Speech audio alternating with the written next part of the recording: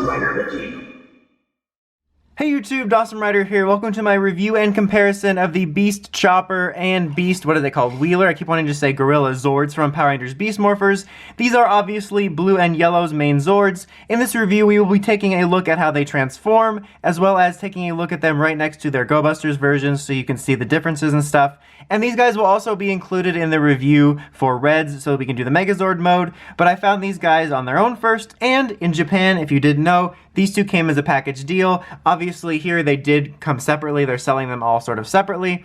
Before we get on to the main part of the review, I just want to highlight, I really do appreciate the box art on these. I think it's a really neat aspect for those that want to keep the boxes, or maybe like you have a bookshelf where you keep them like this and you display it like, you know, the Zords in front of them. I really appreciate that. I think it's really cool. I really dig it. The back just kind of shows you a preview of other things in the line that you'll be able to do. Red's review will include the Megazord, and Gold's is going to include the Ultra Zord, so don't you worry about that.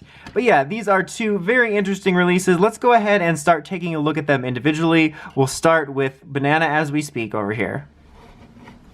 Okay, taking a look at Gorilla first, this is definitely a weird guy. I mean, having not had Red or Gold quite yet, but just based on pictures, I definitely think he's the weirdest one of the bunch. Having this weird standing up position, which is weird, I'll just keep saying, I'll say that word a lot, so don't take a shot every time I say it. But you'll see especially why when I bring in the Japanese version, because he actually has like the hunched over gorilla pose. And the thing is that this guy actually did stand up, or does stand up a couple times in the series to have this sort of more lanky, upright human form, which I think is kind of cool. Like, that's a cool aspect that we got that in this form, but you can't really have him hunching down. Like, it would be cool if he was more articulated and was able to. I mean, you can move his arms, and you can technically move his head around a little bit, but you can't really move his legs and the waist. I mean, if you really want to, you can like move his arms out like this, and then that just kind of looks like he's doing push-ups. That's pretty much it for that. You can move these, which I have to say this click feels really satisfying, but that kind of gives it a bit of personality, which is kind of nice, so you can have some bits to it, but it's just such a lanky mold, and quite frankly, it looks cheap. There is something I mentioned about the feel of these where they just feel kind of cheap. Like this one I think actually feels cheap. The other ones I feel skirt this weird line between, I've had Zords and other toys that feel cheap and then some that feel like a quality product. And this kind of skirts the line right in between that in terms of how I feel they feel when you have them in hand. But this guy, he just feels cheap. In this mode at least. When we get to the other mode, it's actually not so bad. He feels very solid. But in this mode, he looks cheap, and he feels lanky, and I'm just not a fan, if I'm being honest. Like I said, I did kind of dig the idea of the stand-up mode. Like, not like he's a stand-up guy, but you know what I mean. But I think it was the wrong move here, guys, especially for the price point when you're getting this, and you could get a different Megazord or a different Zord, and it just doesn't feel right. But let's go ahead and let's bring in the comparison so you can see what I'm talking about with the differences. And this is also the most significant difference in terms of the way the mechanisms work. So this guy's hunched over, you can't have him standing up. Completely different transformation. His head is cradled between the two big arms here like this, and then this piece here is like basically upside down, and then these pieces work a little bit differently. Obviously the paint looks a little bit different too. I mean, I think detail-wise, if we're just specifically talking about the core paint apps, he's not that bad. I mean, there's a couple little pieces here or there, but it's basically very similar to the way Bandai's were last year in terms of there's a little nitpick here and there, but for the most part, I think they get the core parts of it. But there's just such a significant difference. Of the ones that I own so far, the general transformation mechanism remains fairly similar, but this one is almost completely different. The only thing that's sort of similar is the way that these pieces and these pieces plug together in the bison mode, in the bus mode, but even the way you get there is very different. There's almost nothing, well, not almost, that's like extreme, like take it down, Dawson, but there's a very little that I think translates from the way that these two transform into each other. It's almost incomparable, except I'm comparing it. I'm so used to being the bad boy. Anyway, let's go ahead and take a look at Rabbit. Okay, overall, this one I don't think is nearly as bad. I mean, not like the other one's super awful, but this is pretty comparable, and I'll bring in the other one here in a second and you'll see what I'm talking about. But it hits all the right notes. I don't feel there's anything weird or lanky about it. It doesn't feel weirdly cheap. Like, this is what I was more talking about. I have this one and I have silver also as of this recording, and they have this weird feel to it, both in the quality of the plastic and the feel, where it's not quite, oh man, this is a really cheap Zord, this is bad, but it's not like, oh, this is a nice quality product I spent my money on. It skirts the line in between. Unfortunately, Gorilla's mode is very cheap feeling, to me at least, but this one honestly feels fine. I think for like my least favorite of the bunch, like, sorry Rabbit, but you know, there's cooler designs. Let's take it easy. I'm sure this is somebody's favorite, but in terms of what I want out of representing this Zord, I think this nails it just fine. It's got all the right details. There's no real parts that are missing that really stand out. There's no real parts that I feel are too big or too small or anything weird like that, so that makes me happy, and I think they did a pretty good job on it. And most of the transformation mechanisms remain the same, although this is a different piece which is not included in the Go Busters version, but it sticks very close to that, so if you're familiar with the transformation, you'll feel right at home here. So here you have them right next to each other. As you can see, it is a little bit bigger. There are parts that look a little bit better to it. You do have these antennae here which don't exist on this. That goes along with basically the way the heads work, because this is going to be an opposite helicopter head, and then the other side of this is USADA lettuce, so you know how it is. And you can see the differences in the helmets here. I'll be able to highlight that a little bit more too during the Megazord review, but it's obviously significantly bigger and stuff like that. And then, you know, you don't have that. That's awkward. Like, I feel like a vet right now. And you have stuff like the symbol there. But yeah, I think these are pretty comparable. Obviously, a little bit darker of a color, little bit more paint, looks a little bit better, and you have the antenna here. So if the antenna is super crucial to you, but I think these are pretty comparable, and it really comes down to what you want out of it and what you want to pay. But now let's go ahead and take a look at the transformation into their vehicle modes, and then take a look at a comparison to those.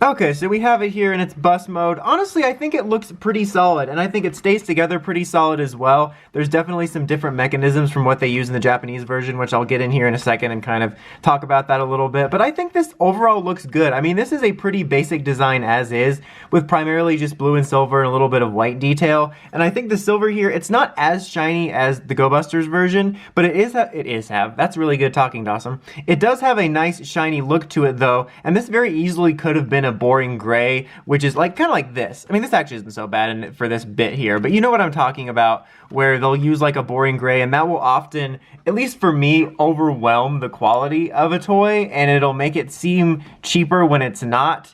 And so I really appreciate the nice silver on there, and it kind of hits all the beats it needs to. To be honest, this isn't my favorite mode of this, so I'm not really hugely invested in it looking 100% perfect, but I think it looks pretty solid. There's some interesting ways that they use the transformation in taking these off as opposed to them, or specifically these, taking these off as opposed to them sliding around in the Japanese version. I kind of liked the way they slid around in the Go Busters version, but at the same time they always snapped off when I was doing that, so that was kind of an annoying little bit. And this bit, be careful with, well, not be careful, it's not going to break, but when you're putting these on, make sure you have them on right, because they will go on the opposite way, and if you do that, this guy will not fit in there, and it's just kind of like a tight fit, and it's a little bit weird, and that was one of the only things I really had any major problems with. Just before I get going with the comparison, just to show you, this does have another mode, so you take this out, just, there we go, get out of your home, and there you have like the Gorilla bus mode there. So that's pretty easy to do. But I'm gonna take that off. I should have cut away for a huge montage sequence for that, because I have the Go Busters one in the bus mode without its head. So there you go, you can see there, obviously there is some differences. There is a little bit more of a shine to this here. Again, not like the Shine movie, but just more of a shine. Get out of here, Gorilla Head. But honestly, it's not, I mean, it's noticeable because I'm thinking about it, but it's not that bad. You do have those little bits of details there, but that's not huge to me. But I do think they did a good job on the silver, where even though this does look a little bit nicer, it's not like some of the other Zords where I find a really noticeable difference amongst them. And obviously you have little, like, let's be honest here though. There's one color. Like, in this case, I'm not complaining, like, oh my god, this is trash because it doesn't have this color, I'm this middle color purist. But come on, son, that's one color. That's all you had to do. This looks like it has a legitimate face on there. Like, it looks like, you know, a bear. If we're being honest, it looks like a bear truck, doesn't it? Now I'm just having revelations about this. But obviously, this does stand out in some ways. I think this is one of the most significantly changed in terms of mechanism. Like I said, these actually just kind of loop around for when you're transforming, and then they latch in here. And I like the way that feels. I like that mechanism, but these always snap off when you're using it. So I think in some ways, this feels a little bit more solid in certain aspects and stuff like that. And then the helicopter pad's a little bit different there and stuff like that too. So obviously, it's superior in some ways, but I'm gonna be honest, I think that it's totally fine. I'm not too hugely worried about any aspects of it. And check out all the seconds of fun you can have with the helicopter pad riding. Speaking of, I guess we'll just move on to this one now.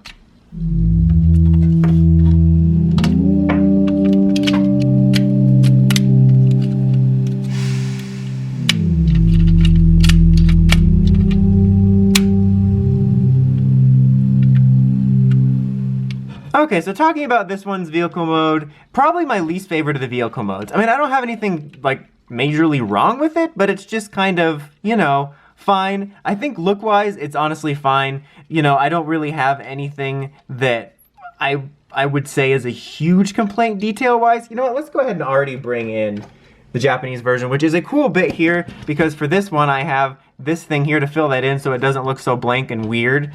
But this is another one where you're not missing too much on the details. And in fact, the thing I noticed most other than this is the size of the helmet there. But other than that, they're pretty close in terms of the details and colors. This one's got kind of a darker yellow hue to it, if you can see it. I don't know who Hugh is, but he's got a darker... I don't know who Hugh is, but, you know, I think that this one's a little bit better in some aspects because you do have that bit. And where is it? The alternate head, the other side of the head for this was just a little jacks here, which also known as USADA lettuce. It's kind of like, they all had like little mini Buddy Roid Ranger keys, which was kind of weird. See, real quick cut in, I almost forgot to mention, this has an alternate mode too, where you can use the rabbit head for helicopter mode, just like Gorilla has his alternate mode. So technically 3 modes each with this. So in some aspects, I actually like that they kind of took that liberty to make this look less weird.